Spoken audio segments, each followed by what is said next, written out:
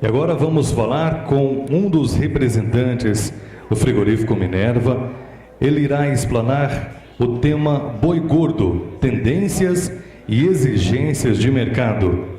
Convidamos o zootecnista, mestre em engenharia de produção, com especialização em gestão de sistemas agroindustriais e atualmente gerente executivo de compra de gado do Minerva Foods. Senhor Fabiano Ribeiro Tito Rosa.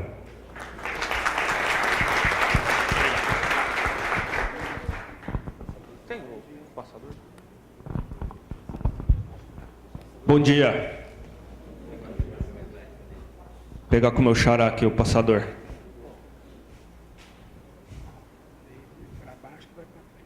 Tá joia, valeu. Bom dia, pessoal. Para a gente é um prazer muito grande estar aqui hoje. Eu queria agradecer o convite para a gente poder discutir um pouquinho sobre o mercado do boi, né? Seguir discutindo aí o mercado do boi, o mercado da carne. É sempre muito bom vir para Goiás, né? Eu fico na matriz do Minerva, que é em Barretos, mas estou sempre viajando, visitando as nossas unidades.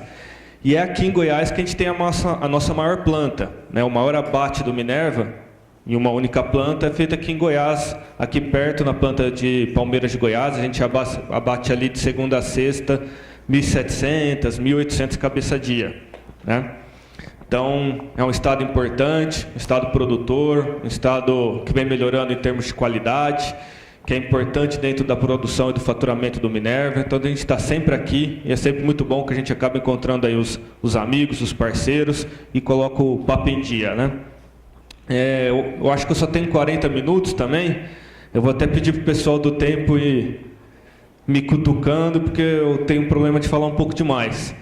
E a ideia aqui é a gente falar um pouquinho, primeiro, do mercado. O que a gente está enxergando de tendência para o boi gordo e para a carne, agora no curto, médio e longo prazo, tá? Eu não vou arriscar aqui dar um pitaco de preço, falar para onde vai o preço, esse tipo de coisa. Eu só vou colocar os fatores que estão influenciando o mercado hoje, para cada um formar a sua opinião. E depois, no final, vou falar um pouco de exigência de mercado, até seguindo um pouco dando sequência aqui no papo que o meu xará iniciou. Vamos falar o que o mercado quer, que tipo de animal que a gente tem que produzir para atender as exigências, tá? Vamos lá. Preço de boi. Pessoal, o que forma o preço de boi, o que muda a tendência de preço de boi, é o tal do ciclo pecuário, tá? E, basicamente, para entender o ciclo pecuário, a gente tem que entender o seguinte, que a gente, pelo menos quem é casado, já entende isso na vida prática. Quem manda no boi é a vaca, tá? E é desse jeito, tá? O que forma a tendência de preço dos animais para abate é o movimento de descarte ou retenção de fêmea. É isso que muda. Quando os preços de bezerros estão bons, que a margem da cria está remuneradora, o que o produtor faz? Ele retém fêmea, ok? Vai produzir mais bezerro. Passa 1 ano, 2 anos, 3 anos, está todo mundo produzindo mais bezerro. Chega uma hora que a oferta de bezerro aumenta demais, o preço da categoria cai, reduz a margem da cria, ele segura um pouco, começa a reduzir o uso de tecnologia para economizar os gastos. Chega uma hora que não é suficiente, ele vai começar a descartar a matriz. Quando ele descarta a matriz, ele dá força para o movimento de baixa do boi gordo, que era animal que estava retido, vai para o mercado, ajuda a reduzir o preço. Passa 1 ano, 2 anos, 3 anos de descarte. O que acontece com a produção de bezerro? Cai, o preço do bezerro volta a subir, ele vai voltar a reter fêmea. Esse é o ciclo pecuário, tá? Existe no mundo todo onde tem pecuária já consolidada. Os primeiros estudos do ciclo pecuário são dos Estados Unidos, lá da década de 1800. E no Brasil não é diferente. No Minerva, a gente montou um modelinho para acompanhar a margem da cria. E a gente sobrepõe a margem da cria com o descarte de fêmea no Brasil para ver o ciclo pecuário. Então, aqui, nessa linha cinza, é a margem da cria, vocês veem a margem por aqui. E assim, nosso modelinho a gente montou com base em números médios do Brasil, e o que eu quero ver é a tendência da margem. Tá? Cada um tem seu sistema de produção, vai ter gente que vai ter margem ao mês de 1%, 0,5%, 3%, 5%. O que me interessa é a curva. E aqui na linha vermelha, que vocês veem por aqui, é o descarte de fêmeas no Brasil. Então está muito visível aqui o ciclo. Cai a margem, aumenta o descarte de fêmeas. Sobe a margem, diminui o descarte de fêmeas. Esse é o ciclo pecuário. Eu peguei só a margem e passei para cá. Então vocês estão vendo o forte aumento das margens nos últimos anos. Isso em função da valorização do bezerro, né? Aqui está o macho, aqui está a fêmea, indicador do bezerro que eu pego no CPEA. Só que a margem começou a cair no último ano, porque o preço do bezerro estabilizou, está cedendo um pouco, porque os custos de produção aumentaram. Essa linha vermelha aqui desse gráfico é a taxa Selic, só para a gente comparar com uma taxa de mercado. Então a margem da cria está recuando. Nos últimos anos, essa retenção de fêmea ajudou na valorização do boi gordo. Esse ano, ainda não tive descarte elevado, porque a margem ainda está em patamares remuneradores, mas ela está cedendo. Tá? A hora que essa margem ceder, vai vir mais fêmea para o mercado. Se ela continuar nesse ritmo, vai vir mais fêmea para o mercado. E aí sim, pelo lado da oferta, vai mudar a tendência de formação de preço. Tá? Só para comprovar que eu estou falando, como a gente está retendo fêmea, aqui são o share, né, a participação das fêmeas no abate do Brasil. Esses são números do IBGE. A linha vermelha é o último ano fechado, 2015, que está bem abaixo dos anos anteriores. Isso é retenção de fêmea. Tá? Isso de fato está acontecendo. Só que já está aumentando o estoque de gado no Brasil, já está aumentando o volume de bezerros. A próxima safra vai ser uma safra mais volumosa ainda. Né? O preço de bezerro já começou a ceder, o ciclo pecuário está funcionando. Esses são os estoques. Tá? O que a gente tem de gado no Brasil? E aqui vai ficar bastante claro para vocês entenderem o que eu estou falando, que quem manda no boi é a vaca. Tá? Esse primeiro é o estoque de macho. Como é que eu pego esse estoque? Eu pego pelas campanhas de vacinação. Então os números que estão aqui são os números que cada um desses anos fechou, que eu pego pelas campanhas de novembro. Tá? Então está aqui, machos até 12 meses, de 13 a 24, de 25 a 36 e acima de 36. Eu tenho o último ano, que é o 2015, fechado. Com base em 2015, eu consigo projetar algumas categorias dos anos 16 e 17. Como é que eu faço isso? Bezerro que 2015 vai ser o garrote de 2016. Eu jogo a mortalidade em cima, chego no garrote. Tá? Depois eu projeto mortalidade mais o que vai ser abatido, retiro isso do estoque, chego na categoria da frente. Tá? Então vamos lá. Olha o estoque de bezerro já aumentando. 2016, a gente não teve como projetar, mas vai ser maior. De 14 para 15, quase 500 mil cabeças a mais, só de macho. Tá? É o ciclo pecuário funcionando. Está aumentando o estoque de categorias mais zeradas também. Então vamos olhar aqui o lado do frigorífico. 24 meses acima. Eu somei essas duas categorias. Que é o animal que está disponível para abate ou que pode ir para o coxo para ser abatido. Vamos lá. De 2014 para 2015, aumentou aí marginalmente, quase nada. De 2015 para 2016, aí já aumentou um pouquinho, quase umas 200 mil cabeças. De 2016 para 2017, aumenta mais 100 mil cabeças. 100 mil cabeças. Então, 200 mil cabeças de um ano, 100 mil cabeças no outro, está aumentando o estoque de macho para abate. Isso é fato. Agora, para um país que abate 35, 38 milhões de cabeças, aumentar 100, 200, 300 mil cabeças, vocês acham que é muito ou pouco? É pouco. Tá? É quase nada. Não é isso que muda o mercado. Tá? Não é isso que vai mudar a tendência do nível de oferta, né, para as indústrias frigoríficas. O que muda está aqui. Isso aqui são os estoques de fêmeas. Tá? E já vamos vir para essa categoria aqui, que são as fêmeas em reprodução. Aqui vocês vão entender o que eu falei lá da retenção. De 13 para 14, aumentou 2 milhões de cabeças aqui, foram retidas. De 14 para 15, mais 2 milhões de cabeças. São 4 milhões de cabeças em 2 anos retidas. Tá? Então, o que pode mudar o jogo é o que está aí. É a hora que a margem da cria vier para patamares que o criador acredita que não justifica, que não dá para pagar as despesas, que não vale reter mais, que tem que dar uma aliviada na fazenda e começar a jogar essas fêmeas para o mercado. Tá? Gente está com o estoque de fêmea muito elevado. Mesmo que não comece a ter um descarte forçado já no ano que vem, o próprio descarte normal aí, num estoque maior desse daí, já vai jogar mais fêmea para o mercado. Tá? Então esse é o primeiro ponto que a gente tem que ter atenção para a safra do ano que vem. Deve ser uma safra, obrigado, hein? Deve ser uma safra com um volume de fêmeas mais elevado. Ok? Bom, agora vamos olhar, ficou um pouco distorcido aqui, mas vamos olhar agora, isso é o longo prazo, é o ciclo. Vamos começar a olhar agora o curto prazo. Tá? Vamos falar da entre-safra, do momento que a gente está atravessando agora. Tem muito boi no mercado? O mercado está sobreofertado? Não. Tá? E um dos pontos, né, além da retenção de fêmeas, é a retração do confinamento esse ano. Muito forte. Tá? Muito forte. E toda pesquisa que tem sido feita está revisando o número para baixo. Vem uma pesquisa, revisa para baixo. Vem outra pesquisa, revisa para baixo. Tá igual a projeção do PIB do Brasil. Toda hora que vem uma, revisa para baixo. Tá? Agora, graças a Deus, parou essa tendência. Vamos lá.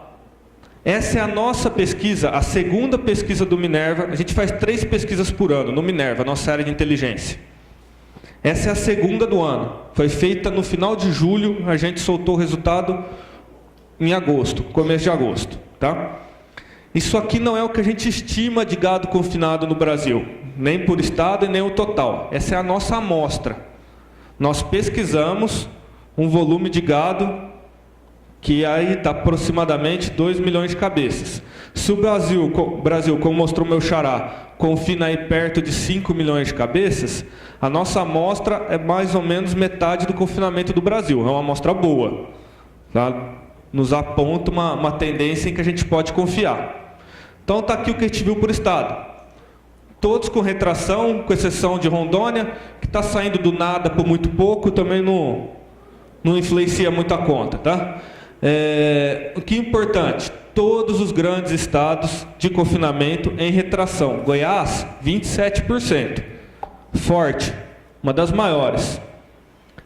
E de lá para cá eu acho que o cenário piorou, não melhorou. Tá? Principalmente porque deu uma retração, uma queda muito forte do boi gordo na bolsa, na BMF. Obviamente que esse volume, que essa queda do confinamento impacta negativamente a oferta de gado para abate. E isso a gente está vendo hoje. Então não foi a oferta de gado que derrubou o mercado. Tá? No último mês e meio aí. O mercado caiu de forma geral, alguns estados mais, outros estados menos.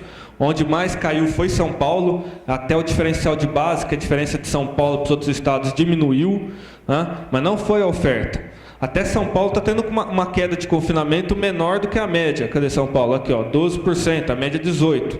Isso até ajuda a indústria local, né? Mas não foi a oferta que derrubou o mercado. O que derrubou o mercado foi uma contração de demanda que levou a indústria frigorífica a reduzir abate.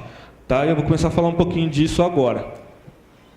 O que aconteceu esse ano com o consumo de carne no Brasil, pessoal, de carne bovina?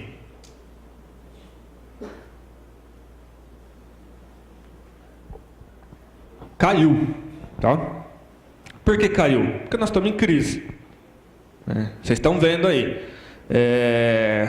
O nível de desemprego está chegando aí a quase 12% da população economicamente ativa, são 12 milhões de desempregados aproximadamente.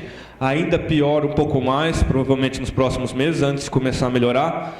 A renda caiu bastante, tanto porque não teve renegociação de salários, o que teve foi abaixo da inflação. Como a inflação subiu bastante, você perde renda real, né? Obviamente isso vai impactar consumo. E na indústria a gente viu alguns movimentos que foram bastante claros. Primeiro a gente viu uma migração forte do consumo de traseiro, né, dos cortes mais nobres, os cortes de traseiro, para os cortes de dianteiro, que são mais baratos. E depois do dianteiro para o frango. Okay?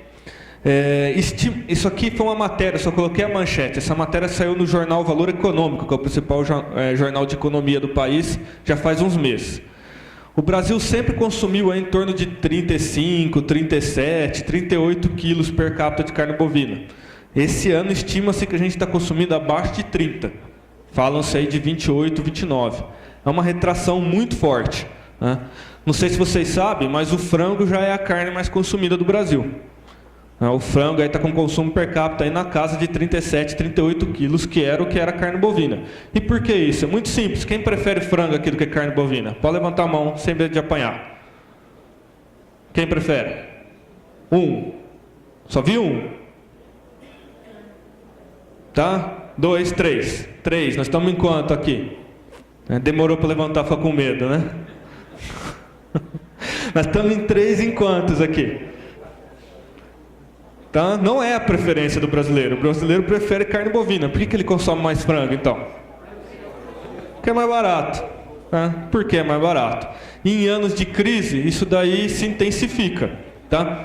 O frango, além de ser mais barato, ele tem um mix de produto melhor, ele faz mais marketing, ele tem um apelo forte relacionado à saúde, e na hora que eu falar de mercado externo, tem outros fatores também que ajudam.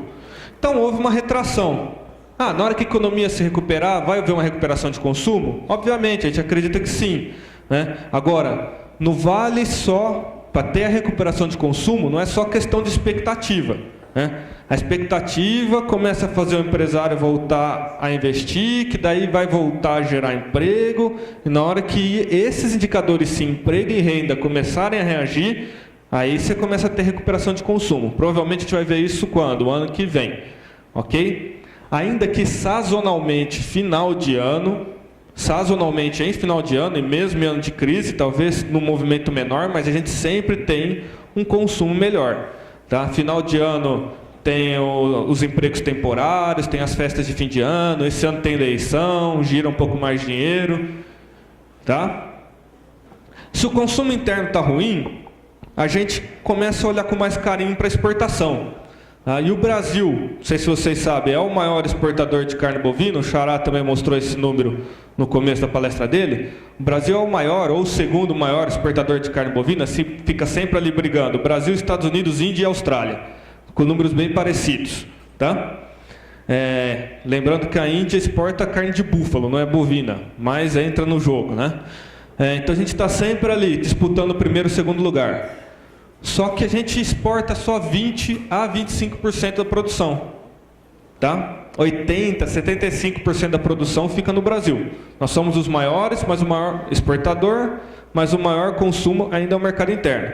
O Minerva ao contrário, tá? Só de curiosidade. A gente exporta 70% da produção, o Minerva. 30% no mercado doméstico. Mas o Brasil é mais ou menos isso aí. De toda forma, 20, 25% já é muita coisa, é significativo.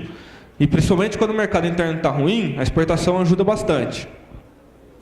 A gente começou esse ano, no primeiro trimestre, exportando mais de 20% em relação ao ano passado. Aí a exportação veio perdendo força. De janeiro a agosto, nós exportamos em quilos, em volume, 10% mais que o ano passado, já caiu pela metade o que a gente vinha fazendo no primeiro tri, e em faturamento está igualzinho ao ano passado. Se eu exportei mais em volume e menos em faturamento, isso é sinal. O que aconteceu com o preço? O preço caiu. Tá? O que no começo do ano, a gente que exporta não estava ligando muito, porque eu estava com o câmbio perto de R$4. Tá? Muito menor que o câmbio do ano passado. Então, dane-se, caiu o preço em dólares. Ok? Quando eu convertia para reais, estava valendo muito a pena.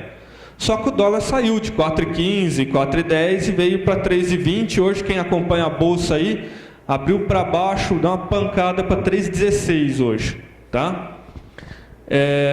Então, obviamente, a exportação que vinha muito bem começou a ser afetada também por alguns problemas aí de mercado externo e começou a impactar negativamente na conta do frigorífico. Em agosto, especificamente, a gente exportou 8% menos que agosto do ano passado e 13% menos em faturamento.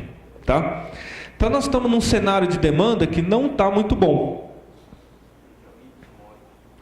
Aqui, desculpa, aqui está em inglês. É ano contra ano, year over year, ano contra ano. O Y é year. Esse aqui é o movimento do dólar, tá? Dólar de 4,10, 4,15 no início do ano, para agora, ao redor de 3,20 esses dias estava, e hoje abriu a 3,16. Tá? Ele caiu R$1. Aí isso impactou, obviamente, na margem e nos preços de comercialização que o frigorífico vem conseguindo.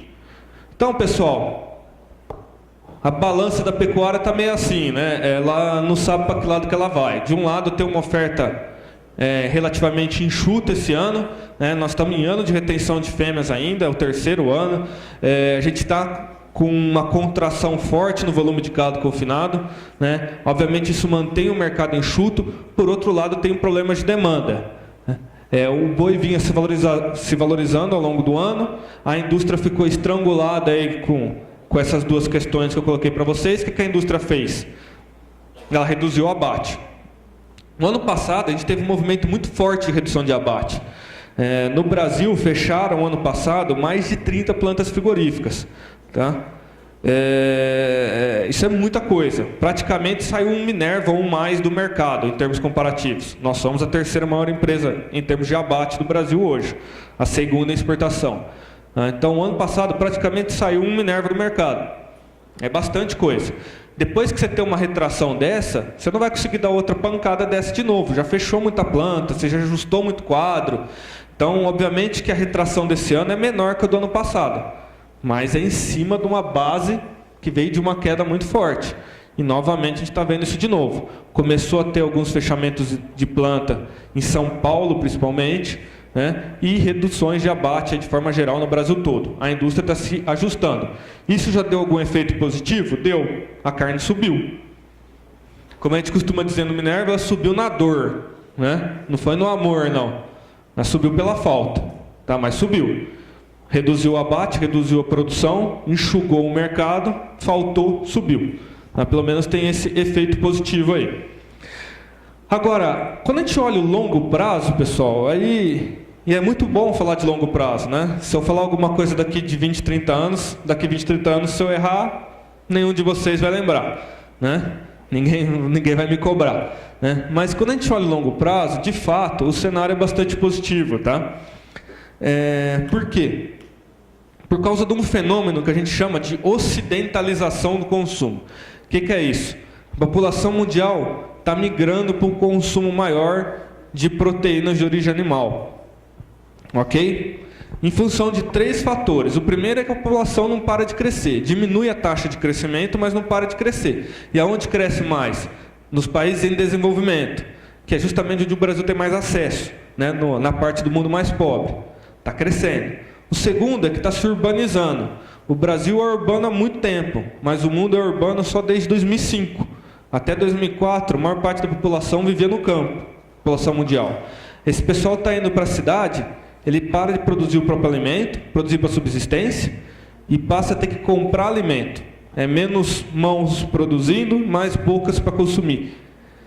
E soma-se esse fator, o mais importante, melhoria de renda. Obviamente, tem crises aí, todo país atravessa solavancos, só que no longo prazo, a renda vai melhorando. Então, mais gente, urbano, com mais renda, sofistica o consumo e consome mais. O que a gente vê, como chama ocidentalização do consumo, porque migra, esse fenômeno deram esse nome, porque migra desse consumo aqui mais básico, na África, de grãos, cereais, etc. E aqui também é África, mas aqui é o Egito. E vai migrando nesse sentido aqui, ficando mais próximo de um consumo que tive aqui do Ocidente, né, que é nos Estados Unidos. Eu acho que o grande fenômeno disso daí, que a gente pode ver, é a China. Pega a China de exemplo. Vamos pegar a China. Desde a época que eu estava na faculdade, a gente sempre ouvia aquelas histórias, né? Já pensou se o chinês resolver comer um bife a mais por ano? Né? Ou 1 quilo de carne a mais por ano? Isso começou a acontecer. A China aumentou o consumo per capita no último ano, que em porcentagem é muito, mas em volume total é pouco, porque o consumo é baixo. Ela aumentou em 200 gramas o consumo per capita. Isso é um bife, certo? Nos últimos anos. Só com isso a China se tornou o maior, ou o segundo maior importador de carne bovina do Brasil, dos Estados Unidos, da Austrália e do Uruguai. Tá? Consumindo aí nem 6 quilos per capita ainda de carne bovina. Como eu falei para vocês, o Brasil consumia, vamos tirar o ano de crise fora, 35. A média mundial é 10. O chinês consome só 6. Né? E está puxando a exportação de carne bovina. Né? O chinês come pouco, mas tem muito chinês na China. Né? Esse que é o detalhe. Né? E a tendência é continuar se expandindo. O governo lá fala de 10 quilos nos próximos 20 anos. Se chegar a isso, a China vai ser para a carne bovina o que ela foi para a soja. Tá? Vai ser para a carne bovina o que ela foi para a soja. Ela vai puxar a demanda, a produção e os preços mundiais do produto. Ok? Ponto importante, pessoal, com crise ou sem crise, ninguém para de comer. Esse é o consumo de alimentos ao longo dos últimos anos. Eu coloquei aqui todas as crises que tiveram, que afetaram a economia mundial, né? Não são crises pontuais que afetaram. E tudo bem, tem um ano ou outro que reduz um pouco, tem migração de produtos mais nobres para menos nobres, mas ninguém para de comer. Tá? Ninguém para de comer. E um ponto importante que eu falei, voltando àquela questão do frango. Quem vai liderar a expansão do consumo de proteínas de origem animal? É a carne bovina? Que consumo que vai aumentar mais? Bovina, suína ou frango? A carne mais consumida no mundo hoje é a suína. Tá? Não sei se vocês sabem. É o contrário do Brasil. No Brasil é a menos consumida. No mundo é a mais consumida. A Europa consome muita carne suína. A Rússia muita carne suína. Tá? Mas quem vai liderar, quem vai passar a ser número 1 e puxar esse processo todo, de novo, é o frango.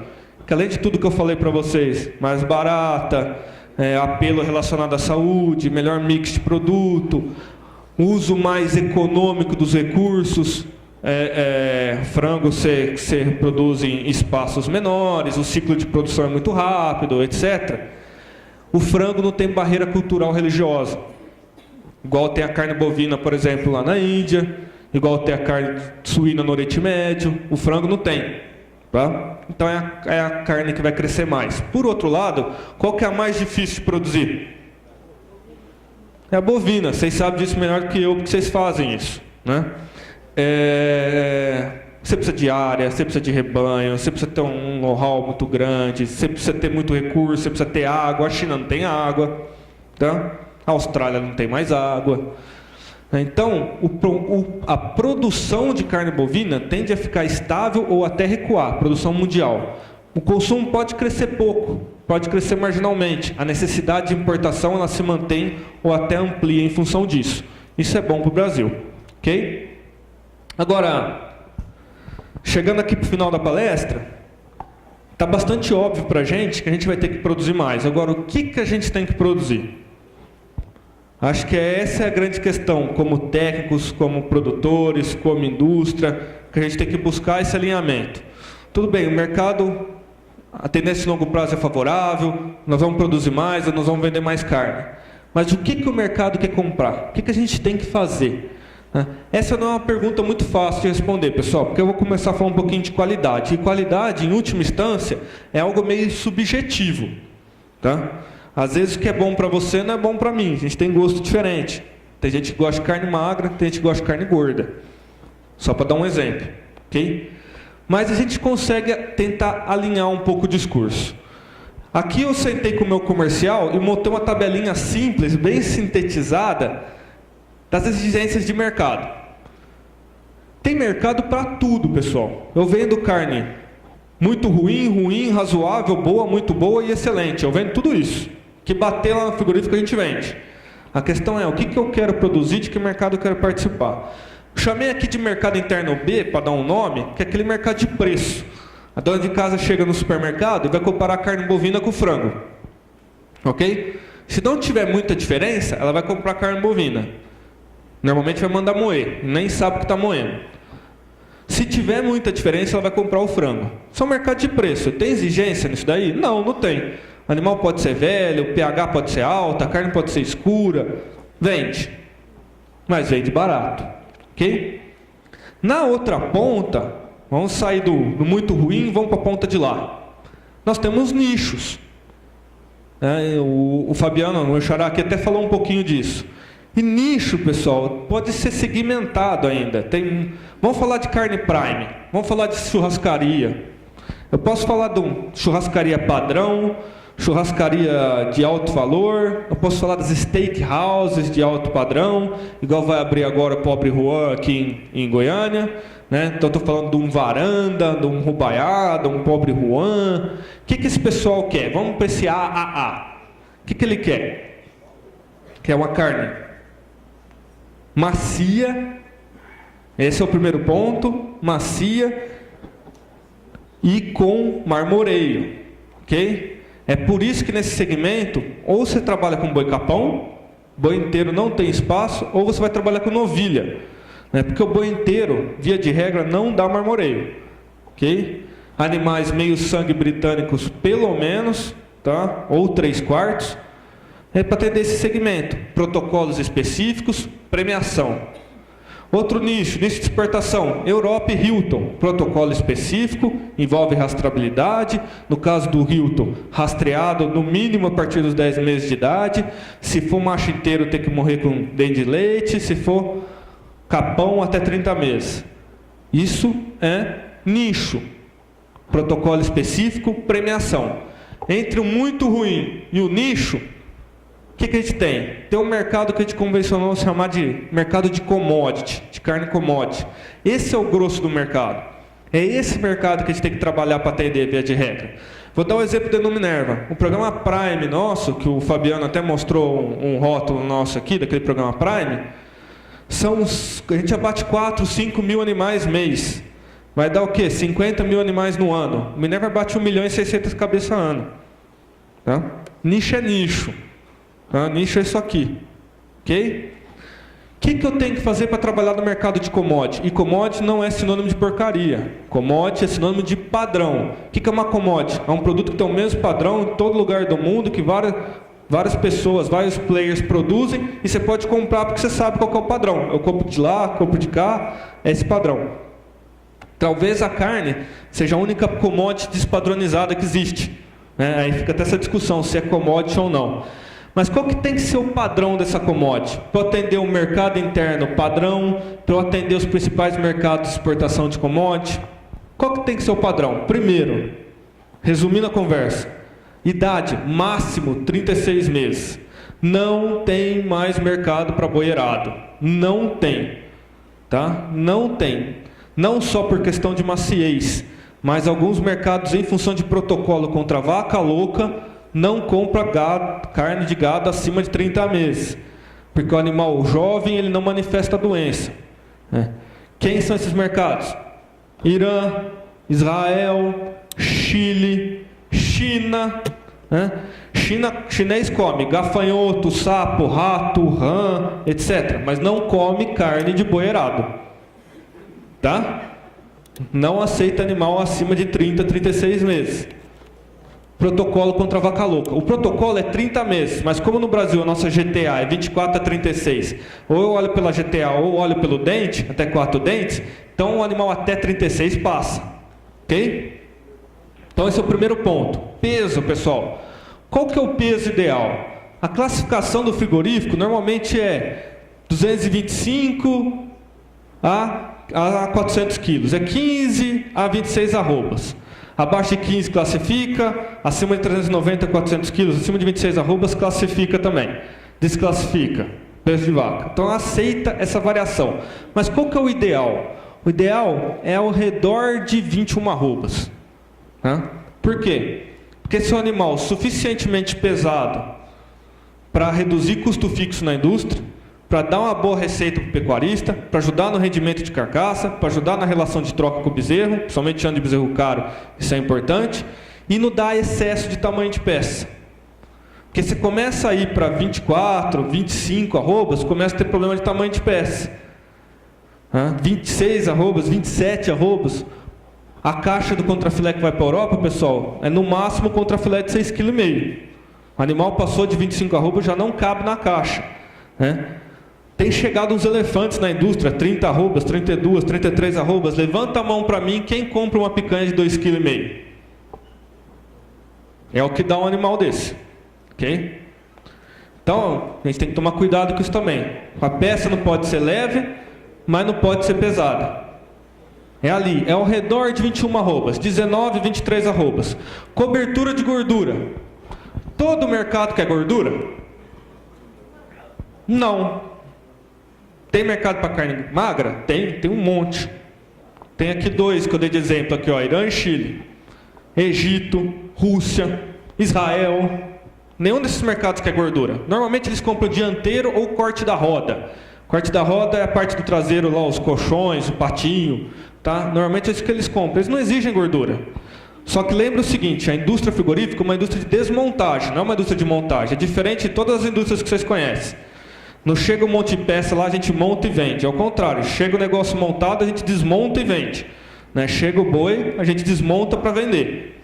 E cada pedaço, cada corte vai para um lugar. No mesmo boi eu vou ter que atender quem quer gordura e quem não quer. Normalmente quem compra os loins, que a gente fala, que são os cortes mais nobres do traseiro, são compradores de carne com um pouco mais de cobertura. Então eu tenho que ter um mínimo de cobertura para atender todos os mercados. Se eu precisar vender para um mercado de carne mais magra, eu consigo tirar a gordura, mas eu não consigo pôr gordura na indústria. Tá? A gordura vem do campo. E eu preciso de um mínimo de cobertura também para proteger a carcaça no processo de resfriamento, para não dar com aquela carcaça, para ficar aquela carne escura, dura. Então pelo menos o 3, 4 milímetros, o mediano menos, que a gente fala. O mediano menos, 3, 4 milímetros de gordura. Atende. Bem, ok? E pH?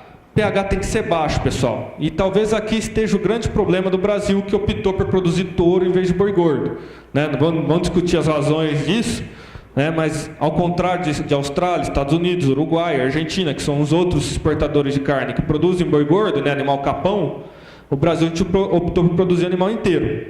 O animal inteiro é naturalmente mais reativo. Ele queima o glicogênio, que lá na frente ia entrar na reação, produzir ácido lático, que ia ajudar a derrubar o pH. Ok? Como ele é naturalmente mais reativo, ele queima esse glicogênio e não acontece essa reação.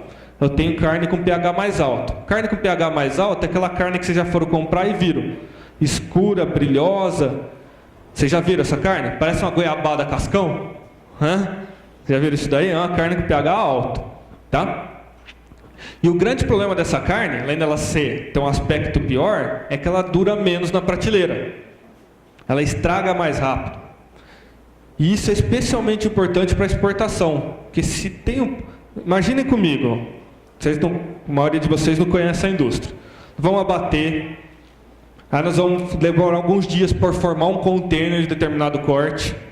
Aí nós vamos carregar esse container, colocar no caminhão, ele vai para o porto, ele vai esperar para carregar, aí vai carregar um navio, aí esse navio vai pegar, vai passar 15 dias no mar, aí vai chegar no outro país, vai para o distribuidor lá, demora mais uns dias, depois vai ser distribuído para chegar na gôndola.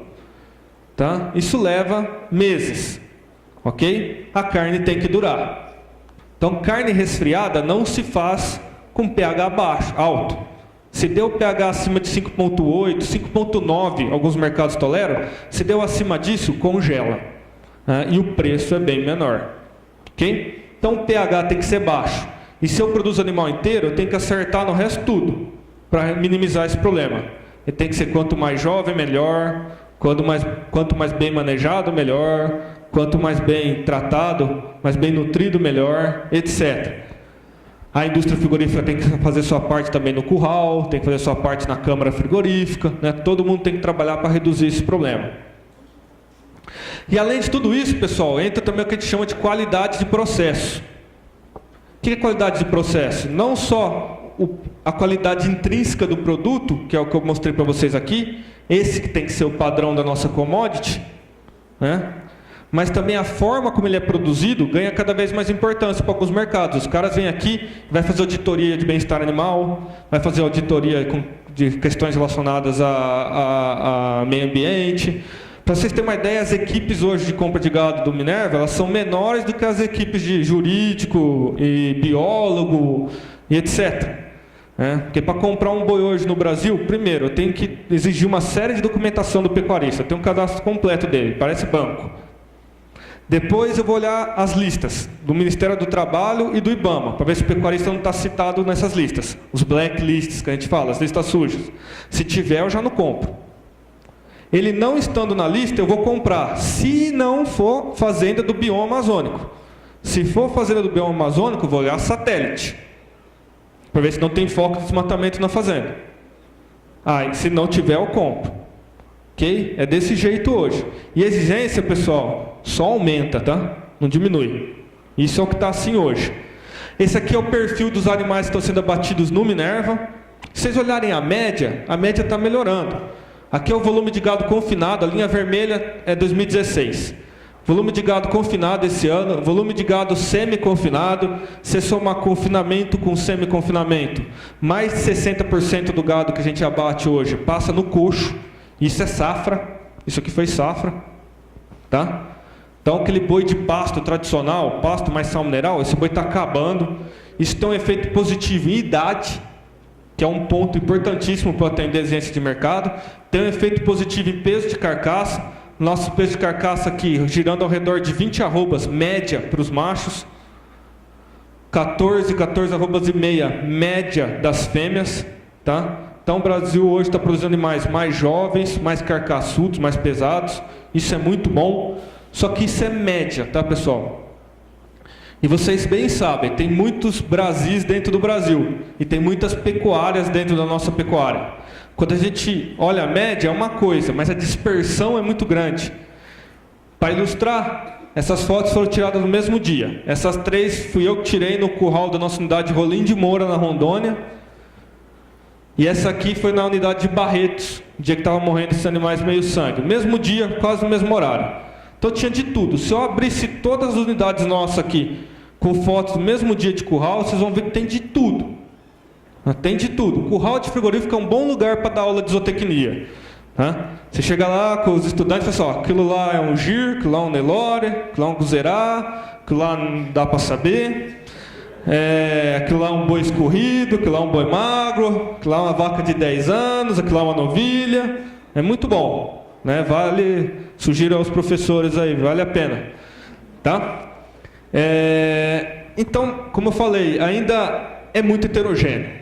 Tá? É muito heterogêneo, a dispersão é muito grande. A gente tem que trabalhar bastante ainda para trazer, para tirar essas pontas e conseguir colocar a maior parte dos nossos animais dentro daquele padrão que eu falei para vocês. Último slide, acabou meu tempo. Só para sintetizar, pessoal, nós estamos aí num período de baixo nível de oferta, retenção de fêmea, queda do volume de gado confinado. Por outro lado, a gente tem um mercado interno fraco, que foi o grande problema desse ano, é o que levou um ajuste produtivo. O mercado externo estava melhor, mas perdeu força. Então, do lado da oferta, eu tenho um mercado altista, do lado da demanda, eu tenho um mercado baixista. E ele está tentando se equilibrar. O equilíbrio veio hoje com um ajuste produtivo. Tanto o produtor quanto a indústria pisaram no freio. E isso ajustou o mercado. Aí vamos ver como é que essas coisas se comporta aí de agora para o final do ano. No médio prazo, pessoal, as expectativas são melhores. Eu falei do longo, mas deixa eu falar um pouquinho do médio. No médio prazo a gente tem que tomar cuidado com a safra, tá? Com a safra do ano que vem. Que além de um volume maior de fêmeas que deve vir para o mercado, a gente deve ter também um volume de machos que não foram terminados no confinamento esse ano, que entraram num proteinado, alguma coisa, que vão sair na safra do ano que vem. Tá? Então, muito de olho na safra. Por outro lado, vai ser um ano que o clima vai ajudar. A gente não vai ter problema de clima. Tá? Tudo está apontando que, inclusive, a gente vai ter chuva mais cedo. Ok? Isso também vai ajudar a agricultura. A gente vai ter safra muito cheia no Brasil, safra muito cheia nos Estados Unidos. Né? Além de clima bom, com bom volume, com bom nível de tecnologia, as vendas de adubo no Brasil foram recordes. Tá? Então, o que atrapalhou bastante esse ano foi o preço de milho, que trabalhou as estratégias de suplementação, aí, de confinamento e semi-confinamento. O ano que vem deve ter um ano melhor. E para quem trabalha na recria e engorda, a gente também acredita em preços mais acomodados, aí, até cedendo um pouco mais de reposição. Okay? Então, deve ser um ano aí para trabalhar um pouco melhor. Se a nossa economia realmente continuar se recuperando e a gente voltar a ter uma recuperação do consumo, ajuda mais ainda, né? Era isso, meus contatos estão aqui. Quem quiser depois enviar a pergunta, quiser trocar alguma ideia, quiser a palestra, é só enviar o e-mail aí que a gente faz o PDF e manda. Tá bom? Obrigado.